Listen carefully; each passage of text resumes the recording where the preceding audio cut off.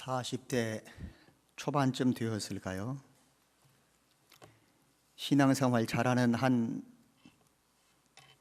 여인이 몸에 이상한 증세를 겪으면서 병원을 찾았는데 암 증세가 몸에서 발견이 된다는 그런 판정을 받았습니다.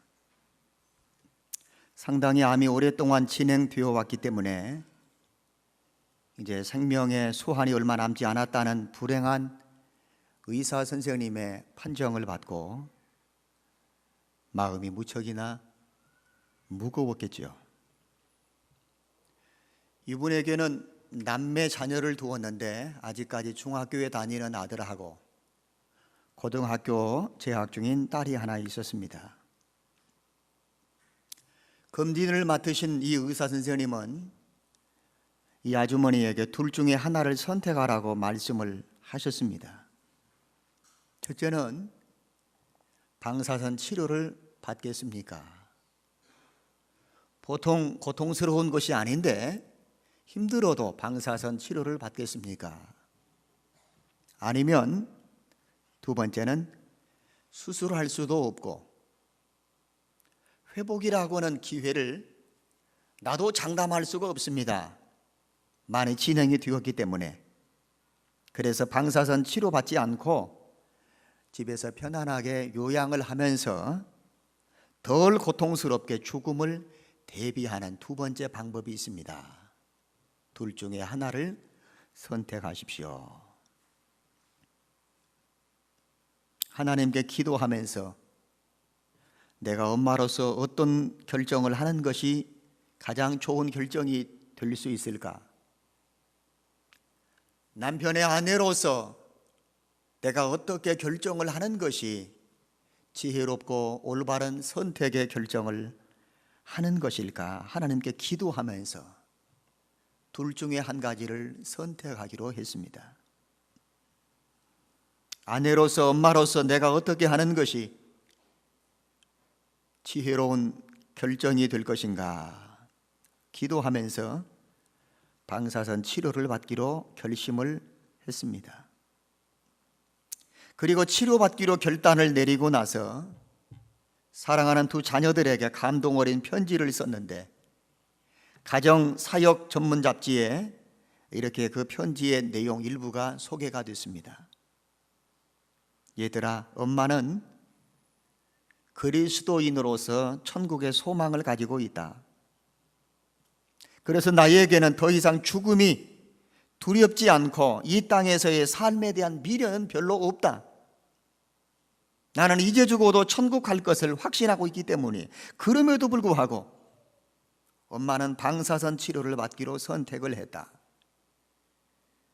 그것은 엄마 자신을 위해서가 아니라 사랑하는 너희들 때문에 그렇게 하기로 결심했단다. 너희들의 청소년의 시절, 사춘기 인생의 가장 중요한 시기를 지나가고 있는 너희들에게 엄마가 필요로 할 때 내가 너희들 곁에 있어주고 싶어서란다.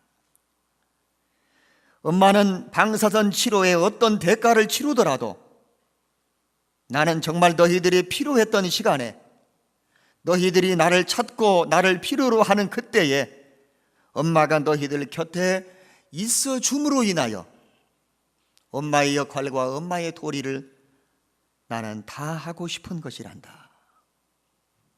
그래서 나는 이 질병과 더불어 투병하기로 결심을 했단다. 대충 그런 내용이었습니다. 방사선 치료를 받는 분들을 보면 머리가 빠지기도 하고 그 약이 너무 독해서 울렁거려 음식을 조금만 먹어도 구토하는 증세들이 나기도 하고 보통 힘겨운 것이 아닌데 그래도 그 고통스러운 치료의 과정을 받기로 결심했던 것은 엄마의 생명의 수한을 조금 더 오래 늘려보고 싶어서가 아니라 고통 가운데서도 자녀를 생각하는 엄마의 넓은 사랑의 마음을 우리가 이 편지글 가운데 읽어볼 수 있습니다. 이 땅에는 자식을 위해서 자신의 희생을 감수하는 부모들이 한둘이 아닙니다.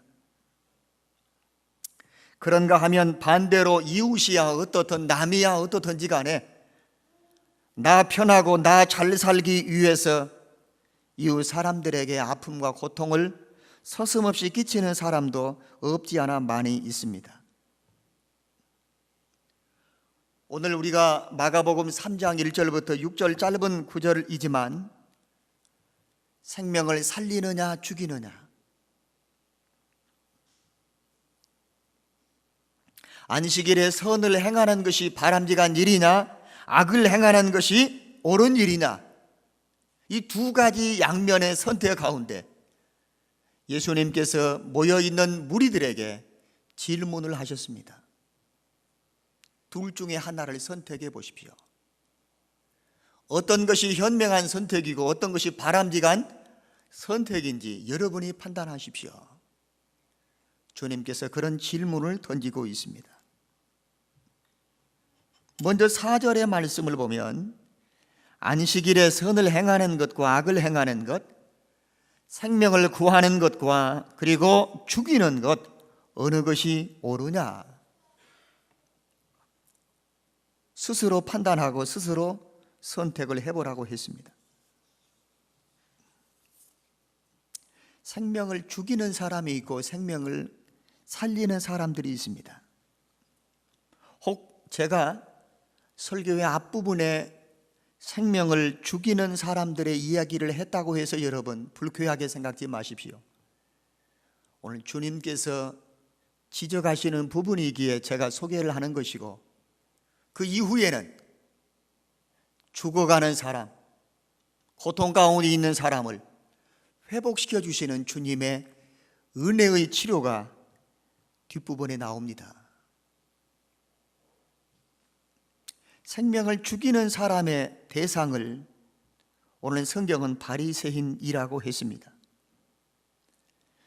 주님께서 물으시는 질문의 대상은 여러 사람이었지만 그 가운데 바리새인들의 그 마음의 속 내음은 6절입니다. 바리새인들이 그 말을 듣고 예수님이 하시는 행동을 지켜보고 밖으로 나갔습니다. 그리고 정치적인 권력을 가지고 있는 헤롯의 부하들과 야합을 하면서 어떻게 하면 저 예수를 죽이고, 이 모의를 했다는 것입니다. 어떻게 하면 예수를 죽이고. 바리새인은 그 시대의 가장 대표적인 신앙인들입니다. 하나님을 믿는 사람들입니다. 본래 이 바리새인들은 구약 말라기와 신약 마태복음 이 중간 사이에 400여 년 동안에 중간기가 있었습니다. 그 중간기 기간 동안에 민족을 보호하고 자기 나라를 외적으로부터 다시 빼앗기지 않도록 지키고 보호하기 위해서 신앙인들이 의기투합하고 우리가 더 열심히 기도해야 된다, 우리가 더 열심히 신앙생활을 해야 한다, 우리가 이전처럼 살아서는 안 돼, 더 열심히 더 적극적으로 믿음 생활을 해야 한다. 그래서 다른 종교인들보다도 더 열심히 주의 일에 헌신하고 더 많이 기도하고 더 많이 하나님께 가까이 나아가려고 몸부림쳤던 사람들이 바로 바리새인들이에요. 그들에게는 자랑스러운 종교적인 전통이 있고 모세로부터 물려받았던 하나님의 말씀 율법이 있습니다. 그리고 하나님께로부터 우리가 신앙생활을 잘하도록 우리에게 부여하신 이 율법을 빼앗기지 않도록, 블레셋 사람들에게 법궤를 빼앗겼던 것처럼 그런 비극이 우리에게 주어지지 않도록 우리가 더 잘 이 전통을 지키고 말씀의 율법을 빼앗기지 않도록 지키고 수호하는 일에 열심을 냈던 사람들, 그들을 그 당대에는 하시딤이라고 불렀습니다. 그리고 이 하시딤의 후예들이 바리새인들입니다. 좋은 사람들입니다. 영적으로 우리에게 큰 도전과 감동을 끼치는 사람들입니다.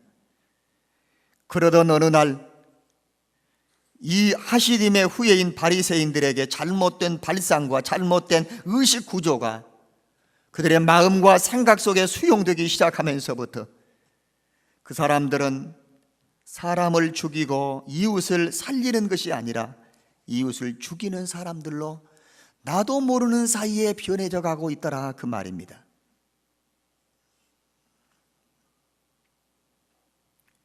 첫째는 마음의 완악함이라는 것이 이 바리새인들의 마음을 지배하기 시작했습니다. 5절의 말씀을 보십시오. 저희의 마음의 완악함을 근심하사 주님이 노하셨습니다. 마음이 완악함을 근심하셨습니다. 마음이 완악하다는 말의 의미는 무엇인가 하면 자기밖에 아무것도 생각하지 않는 사람이 마음이 완악한 사람의 첫 번째 특징입니다. 나 좋으면 되지 뭐. 나 배부르면 그만이지. 다른 사람이야 배가 골든, 다른 사람이야 어떻든 나하고는 상관없고, 자기 중심적으로 생각하는 사람이 마음이 완악한 사람들이에요. 다른 사람의 형편을 돌아보거나 다른 사람을 생각할 만한 여지가 없이 자기 중심적인 생각으로 딱 마음이 굳어진 상태가 완악한 상태입니다. 주님 주변에 둘러선 사람들의 마음이 완악한 것을 주님은 아시고 우리의 마음의 상태를 아시는 분입니다. 여러분, 우리가 머리를 손질하고 있지만 머리카락을 희게 하고 검게 할 수 있는 능력이 우리에게는 없습니다. 염색약으로는 가능하겠지요. 머리카락을 셀 수 있는 사람이 있습니까? 아무도 없습니다.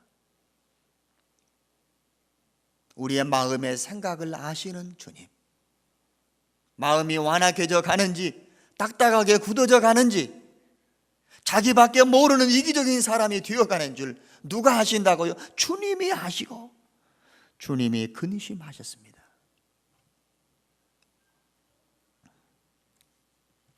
이웃을 생각하지 않는 사람들, 이런 완악한 사람들이 모여있는 사회는 불유쾌한 사회가 됩니다. 이웃의 어려운 형편들을 생각할 여지가 전혀 없는 철저한 이기주의적인 그런 모습이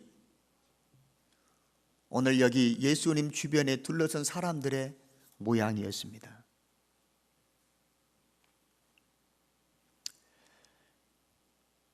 대학생들이 공부하는 대학교의 화장실에 이런 짧은 유머가 하나 글로 누군가가 써놓은 것을 제가 한번 그 조크의 그 책에 보니까 그렇게 나와 있더라고요. 기억하십시오. 당신이 화장실 안에서 사색 생각에 깊이 몰두해 있는 시간에 화장실 밖에 서 있는 사람은 사색 죽을 사자입니다. 얼굴이 죽어간다 그 말이에요. 속에서는 아무런 걱정이나 당황이나 좀 미안스러운 마음이 없이 뭔가를 깊이 고민하고 생각이 깊어서 사색하는 그 시간에 화장실 밖에서 문 두드리는 사람은 얼굴이 죽어간다 그 말이에요. 무슨 말인지 이해가 됩니까? 다른 사람의 그 고통스러움을 전혀 개의하지 않는 사람, 당신의 깊은 고민과 사색 때문에 밖에서 기다리는 사람은 얼굴이 새파랗게, 얼굴이 노랗게 죽어가는 표정을 짓는다는 것입니다. 메르스의 진단을 받는 사람은 확정 판정을 받으면 병원에서 격리 수용을 하고 치료를 합니다. 증세가 그렇게 심하다 싶지 않은 사람에게는 집에서라도 혼자 독방을 쓰고 가족들에게라도 전염시키지 않도록 독방에서 혼자 격리 생활을 해야 합니다. 불편하고 갑갑해도 가족들과 다른 사람에게 내가 복균하고 있는 이 증세들이 기침이나 호흡으로 인해서 다른 사람에게 전염되고 확산되는 것을 방지하려면, 갇혀있고 집안에 여러분 그렇게 생활하는 그것이 갑갑하고 불편해도 다른 사람들을 생각하고 전염시키지 않으려면 고생을 감수해야 합니다. 갑갑하니까, 생활 불편하니까 밖으로 좀 나돌아다니는 게 뭐가 잘못됐느냐고 생각하는 것은 마음이 완악한 사람들의 행동입니다. 왜 나만 겪는 고난이냐고, 왜 많은 사람들 가운데서 나만 이렇게 격리 수용하며 이런 고통을 내가 겪어야 하느냐고, 당신들도 같이 좀 겪어봐. 이런 마음을 품고 격리 수용하고 집에서도 혼자 독단적으로 생활을 해야 한다는 그런 처방에 대해서 불편하고 갑갑하다고 가고 싶은 곳을 가고 하고 싶은 대로 행동하는 사람은 마음이 완악한 사람들의 모습입니다. 사회나 우리가 살고 있는 공동체, 내 가족들 전혀 배려하지 않는 사람들의 모습입니다. 저는 그분들의 마음을 어떻게 이해를 할 수 있는 흉내조차 낼 수 없겠습니다. 내가 밖에 나가고 싶지 않아서 방에 앉아 있는 것하고 밖에 나가고 싶은데 나가지 못하도록 감금한 상태에서 방에 있는 것은, 목사님, 기분과 감정이 다르다는 것 아십니까? 맞습니다. 나가고 싶지 않아서 집에 혼자 머물러 있는 그 감정하고 나가고 싶어요, 그런데 나가지 못하도록 누군가에 의해서 강제적으로 그의 출입을 제한당했을 때 그 기분과 감정을 목사님은 이해합니까? 어제 저는 그 전화를 받고 그렇구나, 저는 이렇게 전화에다 대고 얘기를 했거든요. 불편해도 참아야죠. 갑갑해도 다른 사람, 가족들에게, 다른 이웃들에게 전염시키지 않으려면, 그리고 이것이 더 이상 확장되지 않으려면 불편해도 감수해야 되지 않겠습니까? 목사님은 그 기분과 감정을 이해합니까? 제가 가슴을 쿵 하고 맞은 것과 같은, 나는 그 기분과 그 감정을 이해도 못한 채 그저 입에 붙은 말 몇 마디로 불편해도 참고 갑갑해도 참아야 한다고 말했던 제가 부끄럽더라고요. 그렇지만 여러분, 다른 사람을 생각하는 거예요. 가족을 생각하는 것입니다. 나 하고 싶은 대로가 아니라 그것을 감수하는 것이 이웃을 생각하고 우리 사회에 더 이상의 이런 증세들이 확장되지 않도록 차단하고 막을 수 있는 그런 사회의 시민의식을 갖는 모습이라고 봅니다. 왜 바리새인들, 하시딤, 굉장히 경건한 사람들이, 애국자들입니다. 경건한 사람들이 왜 예수를 죽일 마음이, 그 마음속에 살인의 의욕이 가득 찼을까?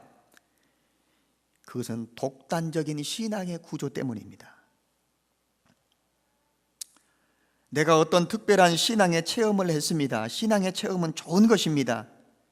그러나 내가 신앙의 체험한 것을 다른 사람도 해야 한다고 고집스럽게 강조하고, 나는 했는데 당신은 못한 것에 대해 상당히 안 좋게 여러분 평가절하를 해버리는 그런 태도는 독단적인 신앙의 구조입니다.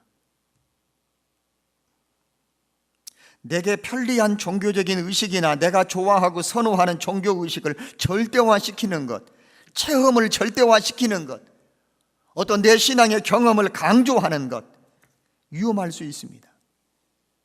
첫 번째는 금식에 대한 바리새인들의 생각입니다.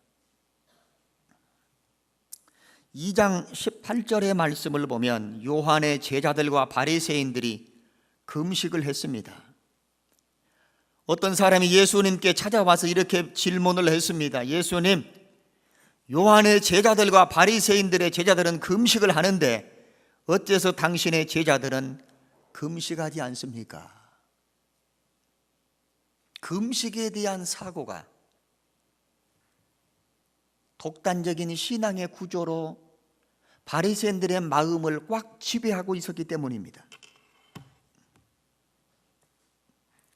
예수님은 지금 세리였던 마태가 예수님을 영접하고 천국 백성으로 그 기쁨을 자기의 동료들과 함께 예수님의 제자들을 초대해서 내가 예수 믿고 함께 주님의 제자 된 것에 대한 감격으로 잔치를 열었습니다.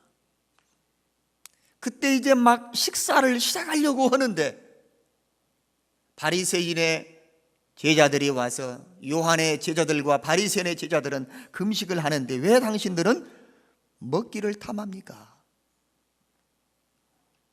본래 이스라엘 사람들에게 종교적인 금식은 1년에 딱 한 차례 하게 되어 있습니다. 대속죄일에 그들은 금식을 했습니다.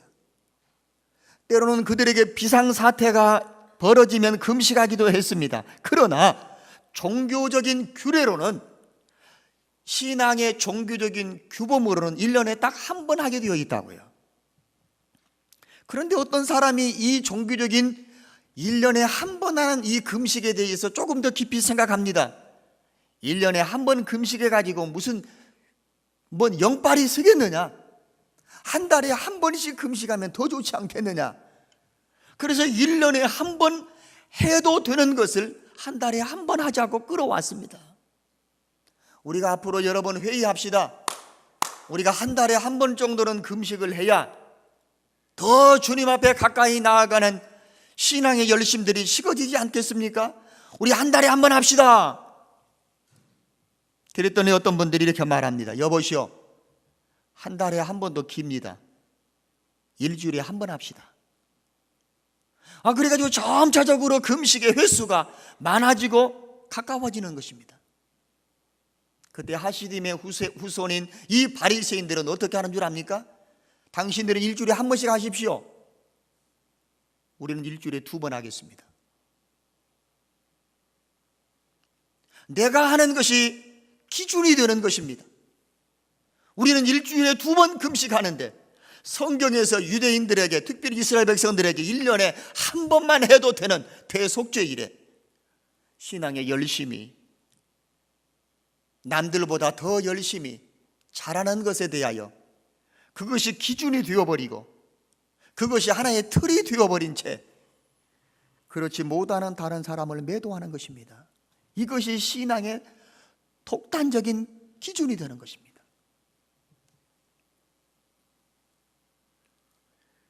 예수님의 대답이 뭡니까? 마가복음 2장 19절에 혼인집 손님들이 신랑과 함께 있을 때에 금식할 수 있느냐? 지금은 죄인인 마태가 회개하고 예수님의 제자가 됐습니다.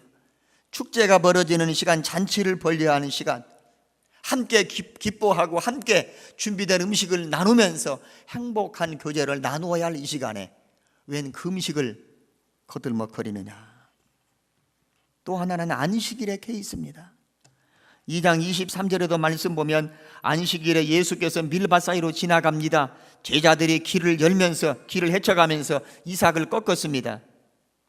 안식일에 왜 하지 못할 일을 합니까? 안식일 날 아무 일도 해서는 안 된다고는 기준이 있습니다. 안식일을 왜 하나님이 주셨습니까? 안식일의 여러분 핵심은 안식일을 지키느냐 안 지키느냐 하는 것보다도 안식일을 하나님이 주셨다는 것에 대해서 초점을 맞춰야 합니다. 그것은 누구를 위해서? 우리를 위해서, 인간을 위해서, 사람을 위해서 하나님의 안식일을 주셨다는 것입니다. 지난 4월 달부터 자동차를 운전하는 사람들이 굉장히 심적인 부담을 안고 있습니다.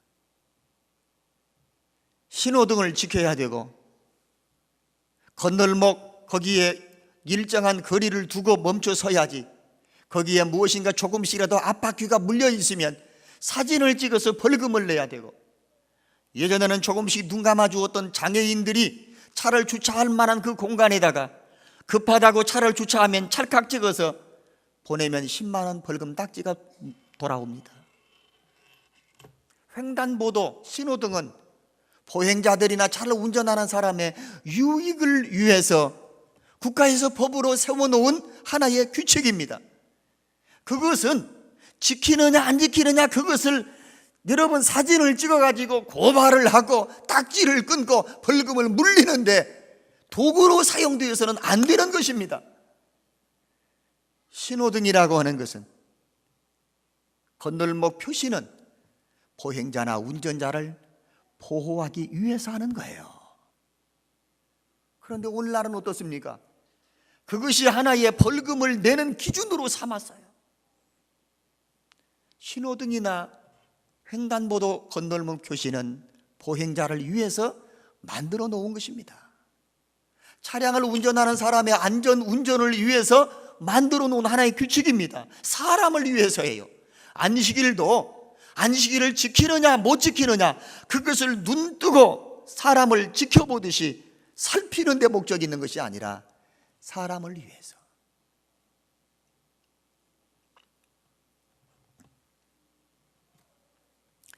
바리새인들은 안식일을 지키기 위한 규례를 만들었습니다. 잘 지키려고 몇 개나 만드는 줄 아십니까? 39개를 만들었습니다. 왜 39개인지는 모르겠습니다. 그런데 그 가운데 더 경건한 바리새인 가운데 손을 들었습니다. 여보시오, 39개 가지고 안식일을 지키는 것은 이건 별것 아닙니다.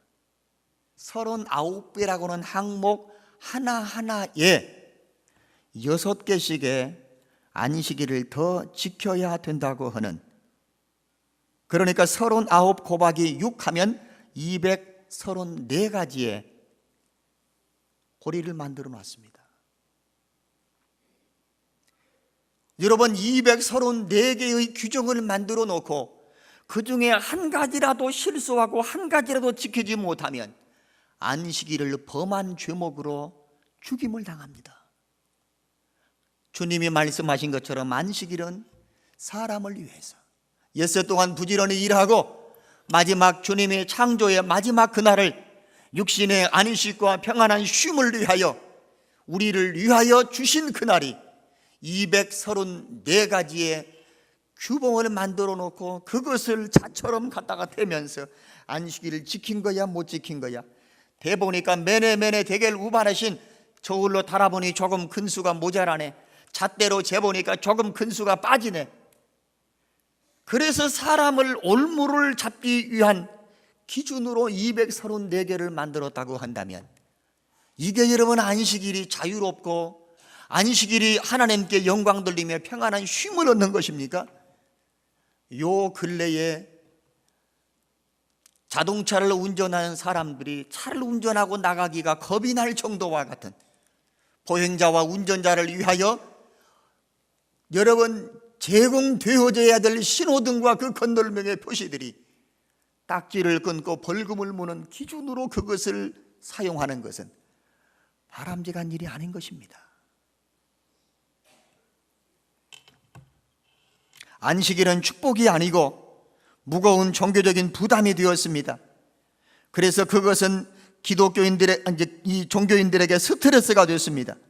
우리의 유익과 우리의 안식과 우리의 쉼과 새로운 창조를 위하여 하나님께서 주신 것이지만 이것을 지키느냐 안 지키느냐, 234가지 중에 몇 번째 조항을 어긴 것이냐, 그래서 사람을 얽어매고 있는 것입니다. 안식일은 축복이 아니고 종교적인 부담이 되었습니다. 이것 때문에 사람들이 죽는 것입니다. 바리새인들이 어떻게 죽이느냐? 첫째는 말로 죽입니다.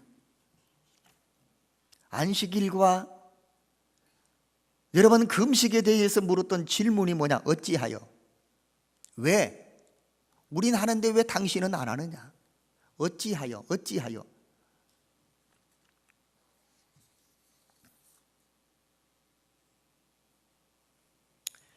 바리새인들이 안식일 날 한편 손 마른 사람, 한쪽 손이 말랐다는 얘기는 중풍의 환자나 뇌경색의 증세로 손이 자유롭지 못한 사람입니다.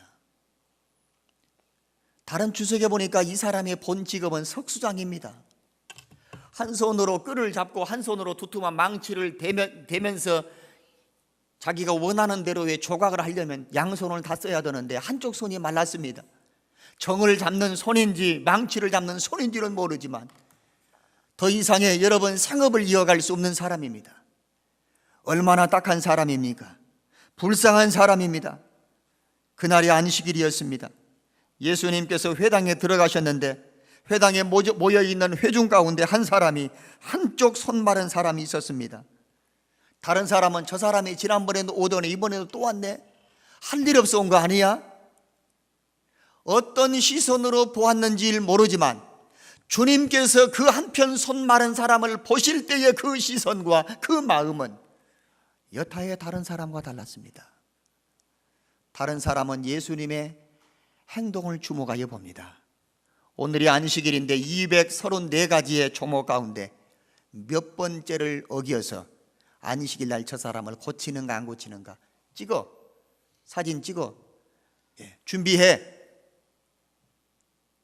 안식일 날 저 사람을 고치는가 안 고치는가, 일을 하는가 안 하는가, 그런 시선으로 주님을 바라보고 이 회당에 나와서 하나님께 예배하면서 온통 시선과 관심이 거기에 쏠려 있습니다. 지금 같으면 카메라로, 스마트 카메라로 찍는 거예요. 예수님은 거기에 개의하지 않았습니다. 손 마른 사람에게 한가운데 일어서라고 했습니다. 그리고 둘러선 사람들에게 물었습니다. 여러분, 안식일 날 선을 행하는 것과 악을 행하는 것, 생명을 건지고 죽이는 것, 어느 것이 옳습니까? 어느 누구도 대답을 하지 않았습니다.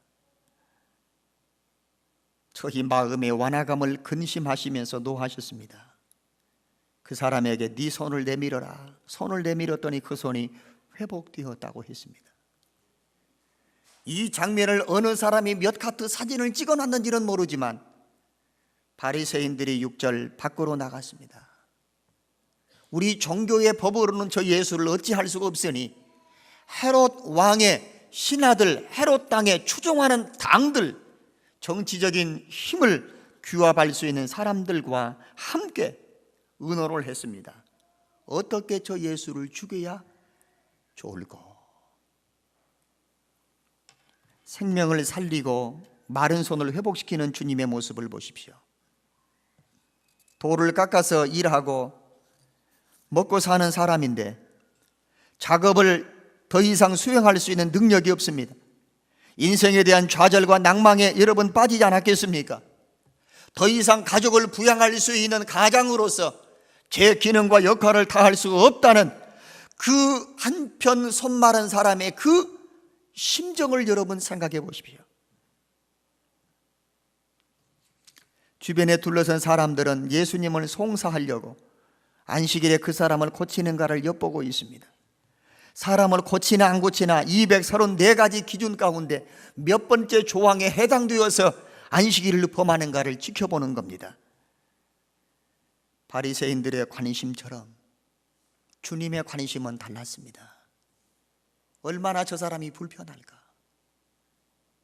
저 사람이 얼마나 마음에 낙심이 왔을까? 저 사람의 손을 회복시키고 저 사람을 낫게 해서 한 손에 정을 들고 한 손에 망치를 들고 다시 예전처럼 땀을 흘려 일할 수 있는 기회를 얻게 해야지. 그래서 돈을 벌고 수입을 거두어서 가족을 부양할 수 있으므로 가장으로서 책임을 다한 가슴 뿌듯한 보람과 만족을 얻게 해줘야지. 주님은 그런 심정으로 그 한편 손 마른 사람을 보신 거예요. 이것이 복음적인 하나님의 은혜가 그 속에 가득 차서 하나님의 은혜로 그 사람을 불쌍히 여기는 마음으로, 사도행전 3장의 아름다운 미문이라고는 그곳에 앉아있는 안진뱅이 베드로와 요한만이 갔겠습니까? 수많은 사람들이 기도하러 왔겠지만 그 사람들은 전혀 그 안진뱅이에 관심이 없으나 베드로와 요한은 그 사람을 바라보면서 은과 금은 내가 줄 수 없으나 예수의 이름으로 일어나 걸으시오. 베드로와 요한의 안진뱅이를 보았던 그 시선도 복음적인 시선이에요. 얼마나 답답했을까? 얼마나 불편할까? 불쌍히 여기는 마음이 앞서서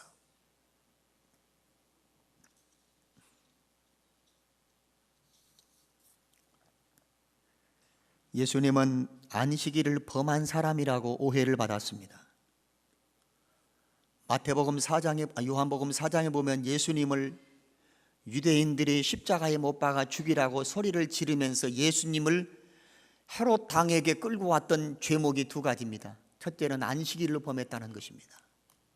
내가 이 안식일을 범함으로 234가지 가운데 몇 번째 조항과 항목에 해당되는 범죄자로서 내가 저 사람들에게 판단을 받고 안식일을 범한 죄목으로 내가 죽는 줄을 알면서도 주님은 복음적인 사고를 가지고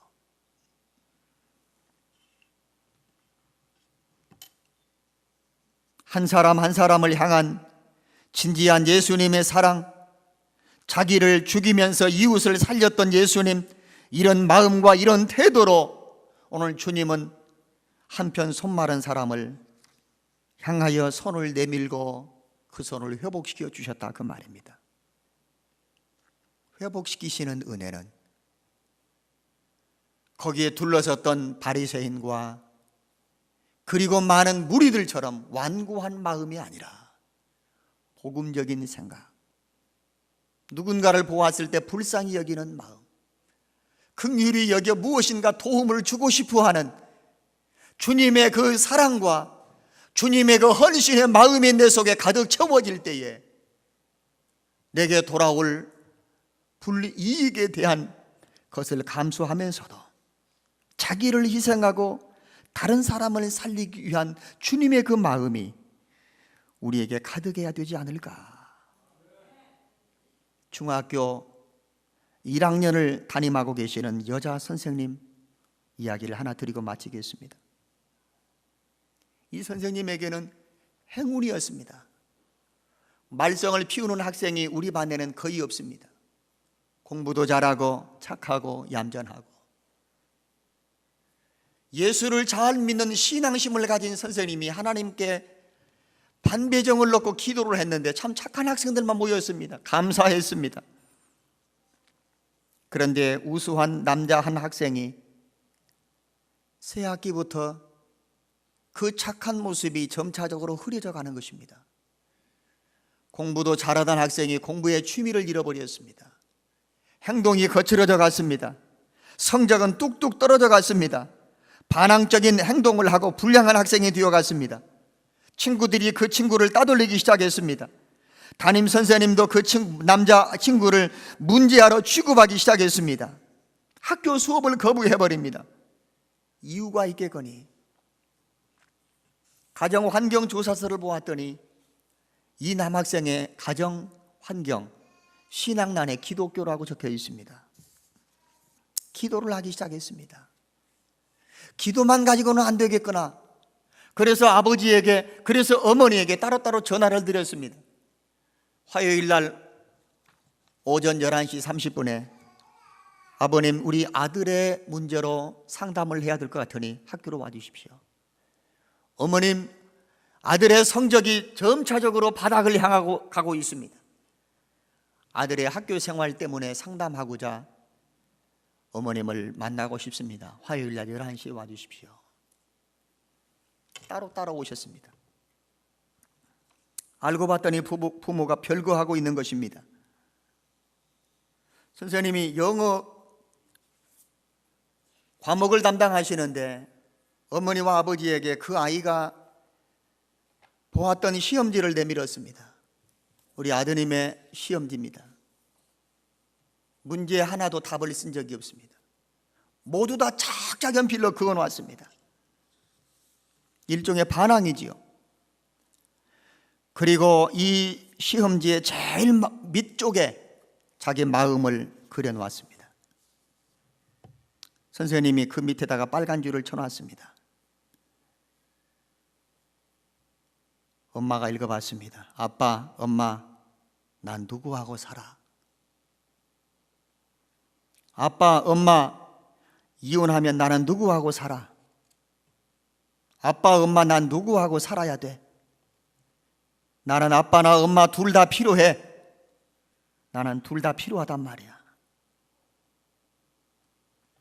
맨 마지막 구석에다가 이렇게 하나를 써놨습니다.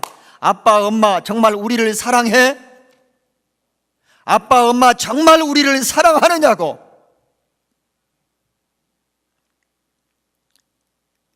엄마가 읽어주는 그 편지를 아빠가 들으면서 고개를 떨구었습니다. 엄마도 고개를 떨구었겠지요. 선생님께서 아빠, 엄마의 손을 잡고 두 분이 기독교의 신앙을 가지고 있는 것으로 압니다. 저도 교회를 다닙니다. 제가 기도하겠습니다. 선생님이 엄마, 아빠의 손을 잡고 기도를 시작하자 엄마, 아빠의 어깨가 들썩이면서 흐느껴 울기 시작했습니다. 선생님이 마지막 쓴 글을 이렇게 한 줄 남겨놓았습니다. 기도하고 교정을 나서는 이 엄마, 아빠, 학생의 아버지와 엄마, 그리고 교정을 나설 때 나는 두 사람이 손을 잡고 나가는 광경을 보았다. 내 생애에서 이것보다 더 귀한 축복이 어디 있겠는가. 선생님의 따뜻한 사랑과 섬김과 헌신으로 한 가정을 살리고 망가져가는 그 학생 아들을 살리고 아버지와 어머니를 통하여 그 가정을 회복시켜주는 아름답고 가슴이 따뜻한 이런 글을 우리가 읽으면서 그렇구나, 당신하고 나하고 헤어지면서 우리가 낳은 자식은 누가 키울까? 아버지하고 어머니하고 헤어지는 마당에 자식이 무슨 걸거치는 일들이냐? 나하고는 무관하다. 이기적이고 완악한 마음들이 가득한 그런 세상에 한편 손 마른 사람 회복시켜 주시는 주님의 그 은혜가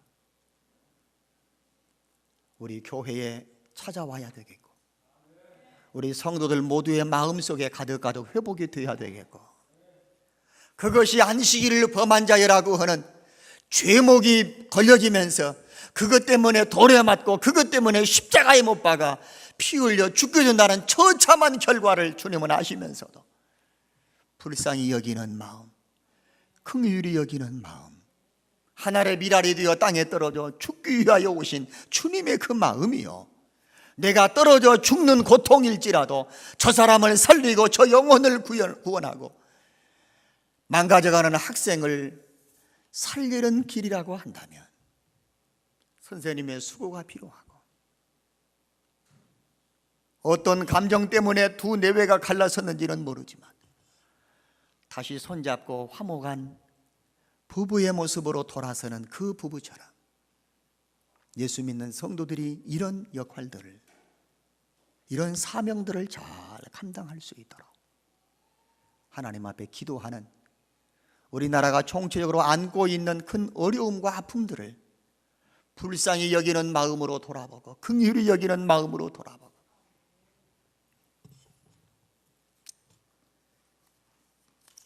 김무미 집사님을 어제 찾아가 뵈었습니다.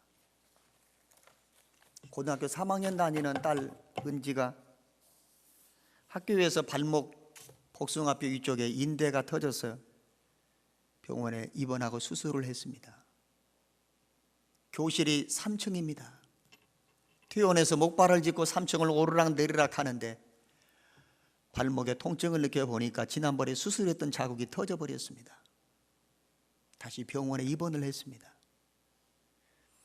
어린 딸이 병원에 입원을 했는데 간병을 해줄 엄마가 몸이 시원치가 않습니다.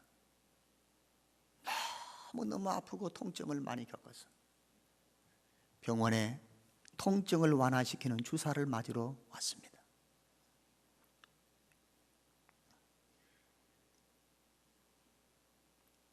응급실에서 주사를 맞고 있는데 간호사님들도 의사 선생님들도 다 마스크를 쓰고 있습니다. 주사를 맞는 분도 간병하는 친정어머님도 문병을 갔던 저도 마스크를 쓰지 못했습니다. 마스크를 쓰지 못해서 뭔 균이라도 옮을까 봐 그런 걱정스러운 마음이 왜 안 섭니까? 우리 교회 성도 여러분, 교회를 오실 때에 우리 교회학교 어린 아이들도 교회를 올 때에 마스크 쓰고 오는 아이들이 한 사람도 없어서 참 감사합니다. 다행입니다. 제가 바라고 여러분에게 부탁드리고 싶은 것은 우리 주변에 우리 교우들 가운데 너무너무 아프고 너무너무 힘들고 너무너무 고통스러워 하시는 분들이 많습니다.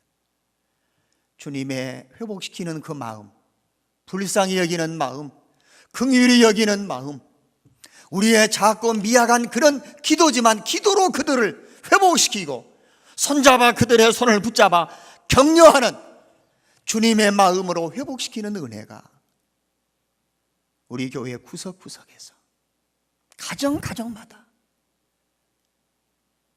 우리 영광교회 성도들을 통해서 불같이 일어날 수 있기를 주님의 이름으로 부탁을 드립니다.